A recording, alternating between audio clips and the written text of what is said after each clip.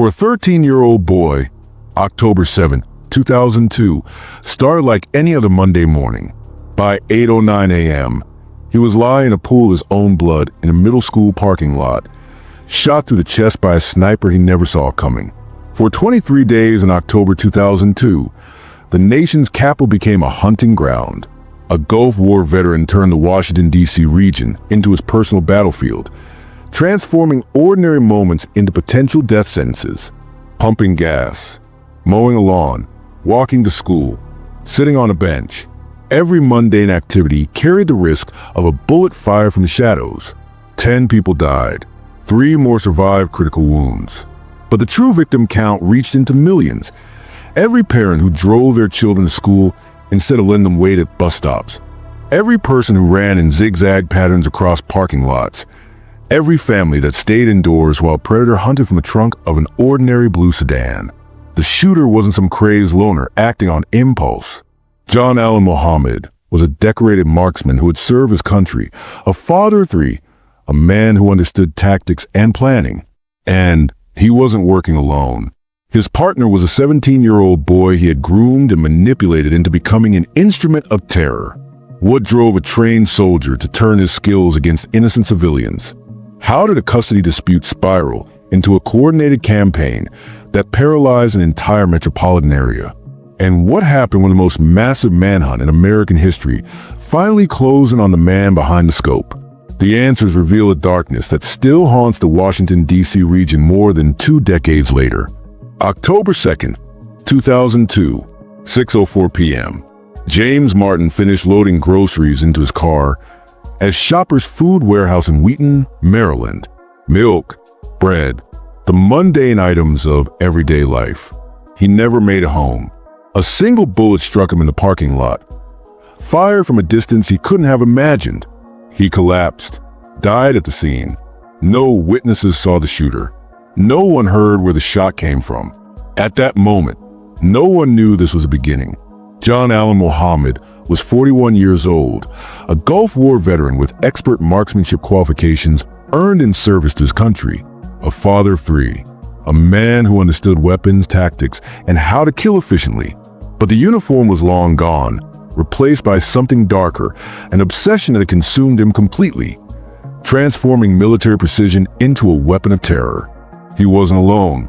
17-year-old Lee Boyd Malvo sat beside him in a modified blue 1990 Chevrolet Caprice. A Jamaican immigrant with no father, no anchor, no defense against the manipulation that had reshaped him. Muhammad had groomed the teenager systematically, positioning himself as mentor and father figure before twisting that trust into something monstrous.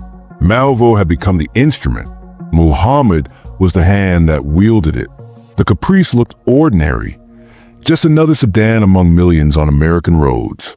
But hidden in its trunk was a hole cut near the license plate, sized perfectly for the barrel of a Bushmaster XM-15 semi-automatic rifle.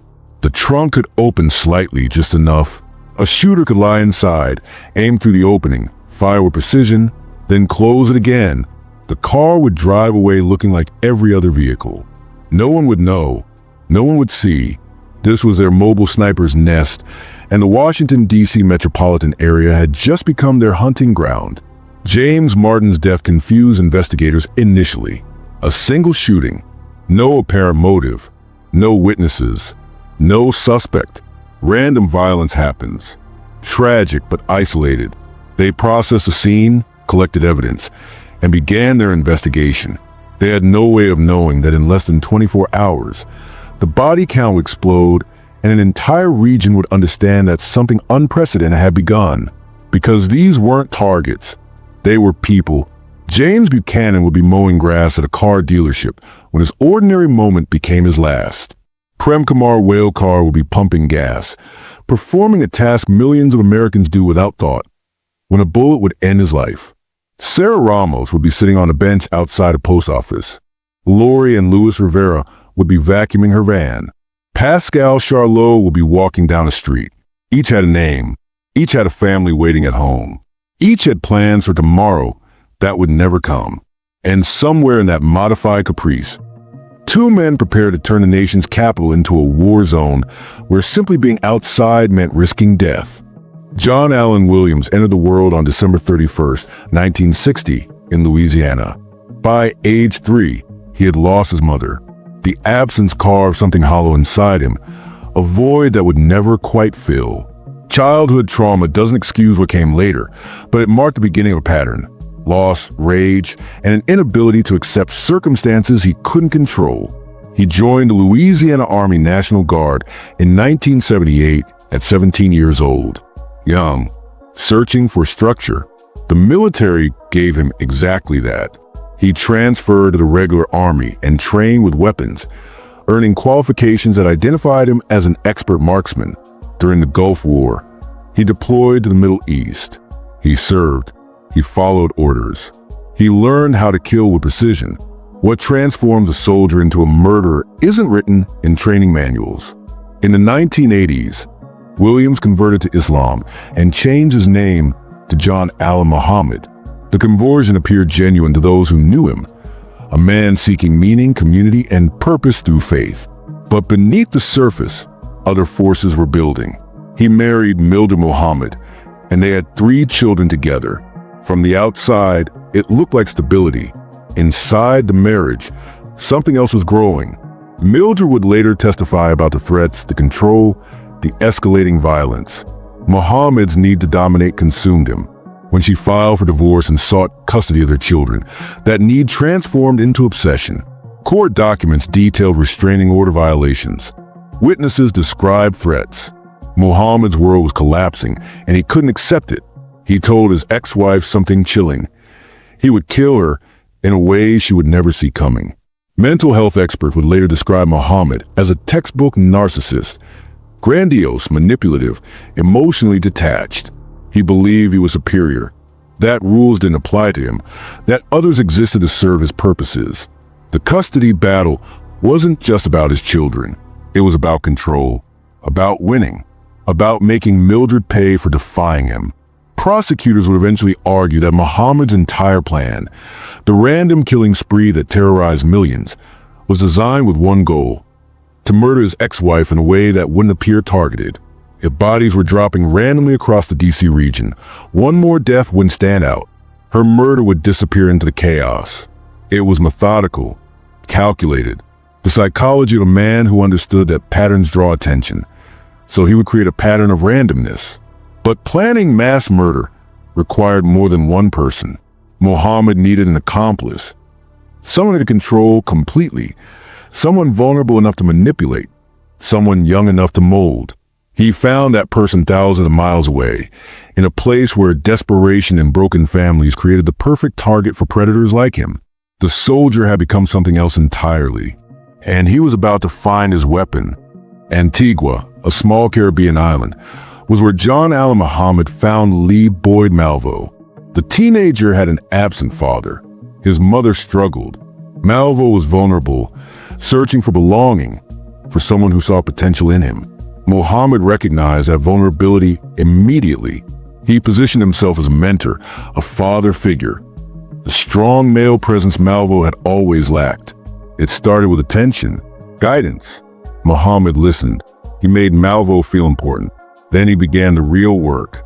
Muhammad brought Malvo to the United States and isolated him systematically. He cut off contact with Malvo's mother. He controlled every aspect of the teenager's life: what he ate, where he went, what he thought.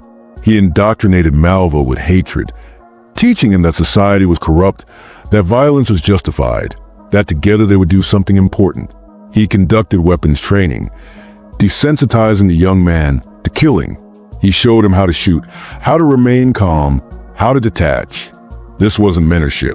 It was deliberate psychological manipulation of a minor, transforming a vulnerable teenager into an instrument of murder. Muhammad acquired a Bushmaster XM-15 semi-automatic rifle, the civilian version of the military M16 he had trained with during his army service. He knew this weapon, understood its capabilities, its accuracy, its lethality. Then he modified a blue 1990 Chevrolet Caprice, cutting a hole in the trunk near the license plate. The modification was precise. just large enough for a rifle barrel, positioned for optimal shooting angles. The trunk could open slightly, allowing a shooter to lie inside comfortably, aim through the opening, fire, and close it again immediately. The car became a mobile sniper platform. Undetectable, invisible, it could park in any lot, any street, and blend completely into the American landscape. After firing, it would simply drive away. No one would see, no one would know. But the DC sniper attacks were only phase one. Evidence discovered later revealed Mohammed's larger vision: extort millions from the government through terror, use that money to establish a compound in Canada, recruit homeless young men, vulnerable, desperate, easily manipulated, and train them as he had trained Malvo. He would create multiple terror cells operating across the United States, coordinated attacks that would bring the nation to its knees. The October 2002 killings were his proof of concept, his demonstration that the plan worked. Before October, Mohammed and Malvo had already killed. September 2002, Clinton, Maryland. They shot and killed Paul LaRufa during a robbery, stealing his laptop. Silver Spring, Maryland. They shot and killed Rupinder Oberoi during a liquor store robbery. Brandywine, Maryland. They shot Mohammed Rashid during another robbery. These weren't random. They were practice runs, testing their weapon, refining their method, raising money. Each killing brought them closer to October, closer to the main campaign. By late September 2002, everything was ready. The rifle, the modified Caprice, the experience, the plan. All that remained was to begin. October 2nd, 2002, 6:04 p.m. James Martin, dead in a parking lot. The opening shot. October 3rd arrived 16 hours later, and hell came with it. 7:41 a.m. James Buchanan, 55 years old, was mowing grass at a car dealership in Rockville, Maryland. Ordinary work, the kind of task performed thousands of times across America every morning. A single shot. He dropped, dead, instantly. 8:12 a.m. Prem Kumar Whale Car, 54, pumped gas at a mobile station in Aspen Hill, Maryland. His taxi waited. He had fares to pick up, a living to earn. One bullet, dead at the scene. 8:37 a.m. Sarah Ramos, 34, sat on a bench outside a post office in Silver Spring, Maryland. A babysitter and housekeeper. A woman taking a brief moment of rest. Shot, dead. 9:58 a.m. Lori and Louis Rivera, 25, vacuumed her van at a Shell station in Kensington, Maryland. A nanny, someone's trusted caregiver. One shot. She died an hour later. 9:15 p.m. Pascal Charlot, 72, a retired carpenter, walked on Georgia Avenue in Washington, D.C. An evening walk. Fresh air. A bullet ended his life less than an hour later. 5 people dead in 16 hours. By the end of October 3rd, law enforcement and the public understood something unprecedented was happening. 5 victims. Single gunshot wounds. Public places. No connection between them. No apparent motive. All random. The pattern was the absence of pattern. Anyone could be next.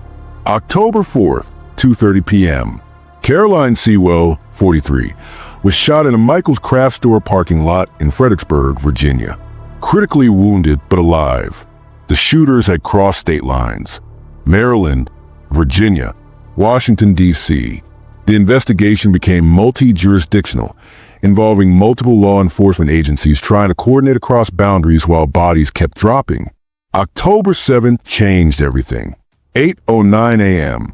Iran Brown, 13 years old, arrived at Benjamin Tasker Middle School in Bowie, Maryland. His aunt had just dropped him off. A normal Monday morning. School, friends, classes ahead. A bullet struck him in the chest. Critically wounded, bleeding in a school parking lot. They had shot a child. Schools across the D.C. area canceled outdoor activities immediately. Parents kept children home. Recess stopped. Sports practices canceled. Outdoor classes moved inside. The psychological impact was immeasurable. Childhood itself felt dangerous. Students who should have been playing, learning, living normal lives were instead learning what it meant to be hunted. At the scene, investigators found a tarot death card. On it, a message, "Dear policeman, I am God." The shooters weren't just killing. They were taunting. October 9th, 8:18 p.m., Dean Harold Myers, 53, a civil engineer, stopped for gas at a Sunoco station in Manassas, Virginia. Driving home from work, a routine stop, dead at the scene.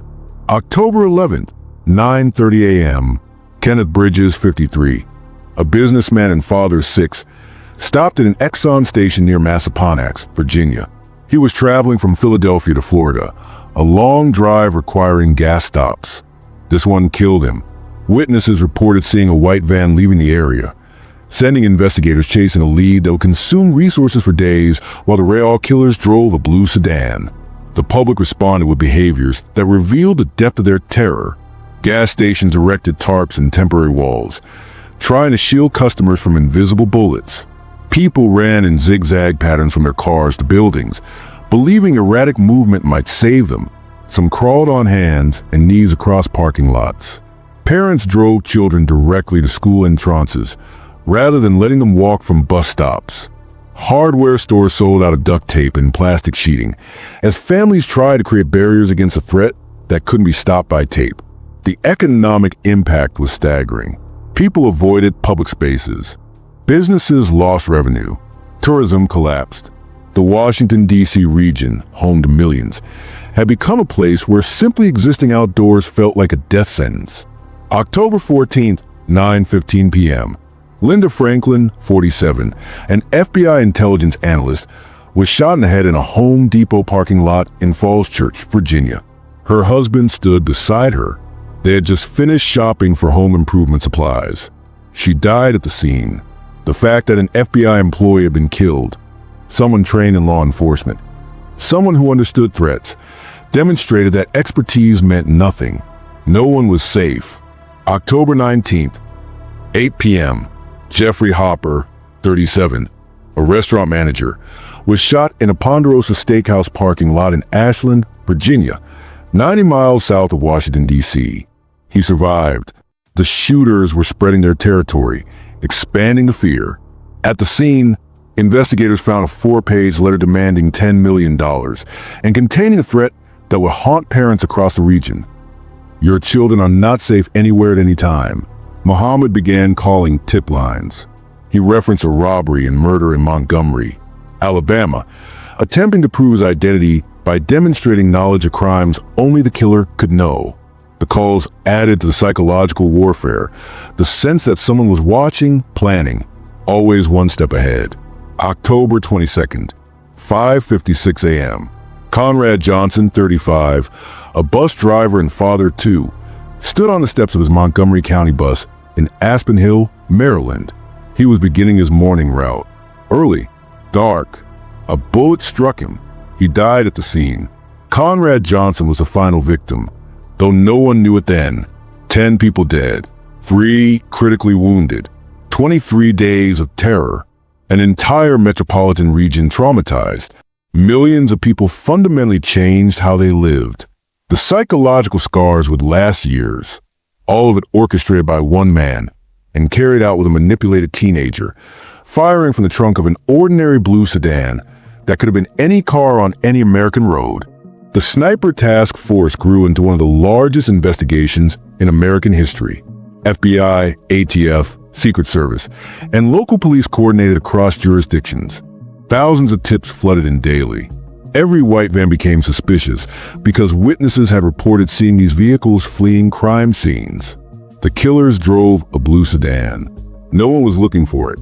Then Muhammad made a mistake. His phone calls referencing the Montgomery, Alabama case gave investigators the thread they needed. They connected that case to fingerprints belonging to Lee Boyd Malvo, then traced backward to John Allen Muhammad and his blue 1990 Chevrolet Caprice.